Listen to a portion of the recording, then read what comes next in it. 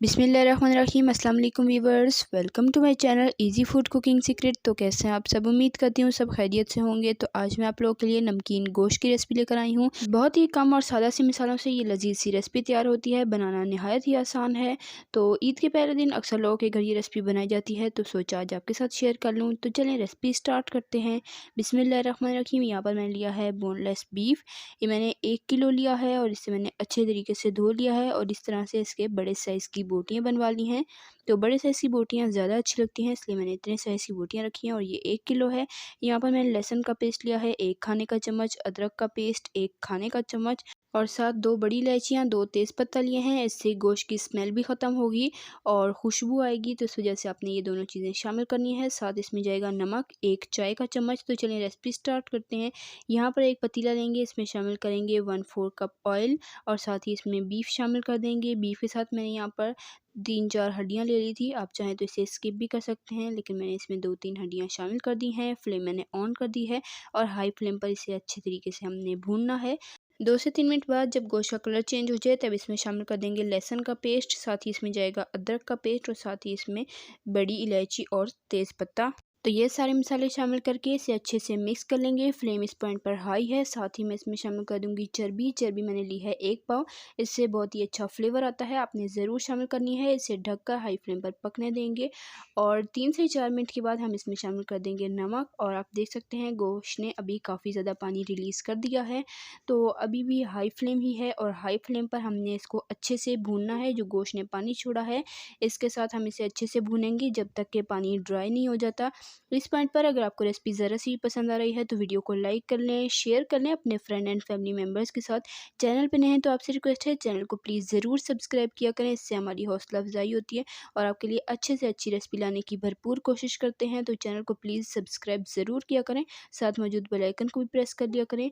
तो चलें गोश्त को अच्छे से भून लेते हैं जब तक कि पानी ड्राई नहीं हो जाता। तो यहाँ पर इसे भूनते हुए तकरीबन 5 से 6 मिनट हुए हैं और गोश्त का सारा पानी ड्राई हो चुका है। ये आप देख सकते हैं ऑयल भी अलग हो चुका है। वैसे तो इस रेसिपी में चर्बी का बहुत ज़्यादा इस्तेमाल किया जाता है और ऑयल का इस्तेमाल नहीं किया जाता, लेकिन मैंने इसमें चर्बी और ऑयल दोनों की मिकदार को आधा-आधा रखा है, क्योंकि हमारे यहाँ चर्बी इतनी पसंद नहीं की जाती। तो अब इसे मज़ीद मैंने 2 से 3 मिनट के लिए भूना है। ऑयल इसका अच्छे से अलहदा हो चुका है और गोश्त की अच्छे से भुनाई हो चुकी है। ये देखें सारा ऑयल अलहदा हो चुका है। अब इस पॉइंट पर मैं इसमें शामिल कर दूंगी पानी।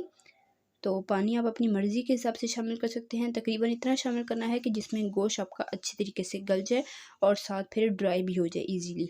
तो मैंने इसमें हस्ब ज़रूरत पानी शामिल कर दिया है। इसे अच्छे से मिक्स करेंगे, ढककर उबाल आने देंगे। अब इसमें अच्छे से उबाल आ चुका है। अब इसे ढककर बिल्कुल लो फ्लेम पर गोश्त को अच्छे से गलने तक पकने देंगे।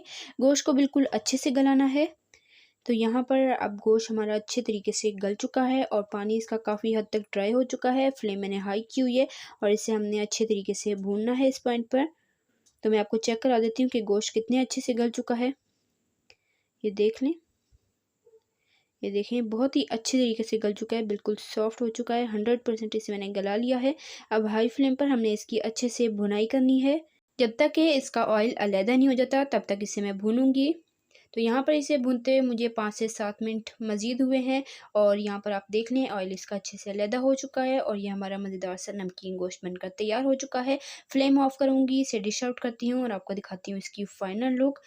तो यहाँ पर आप इसका टेक्सचर देख लें, ये इस तरह का है, बिल्कुल सॉफ्ट है और बिल्कुल ऑयल इसका अलहदा हो चुका है। ये देखें हमारा मज़ेदार सा नमकीन गोश्त बनकर तैयार हो चुका है। उम्मीद करती हूँ कि आपको मेरी आज की रेसिपी ज़रूर पसंद आई होगी। पसंद आई है तो वीडियो को लाइक कर लें, शेयर कर लें अपने फ्रेंड एंड फैमिली मेम्बर्स के साथ। कमेंट में अपनी कीमती राय का इज़हार ज़रूर किया करें कि आपको रेसिपी कैसी लगती है। तो ये देखें माशाल्लाह कितना जूसी और कितना सॉफ्ट है, ये देखें।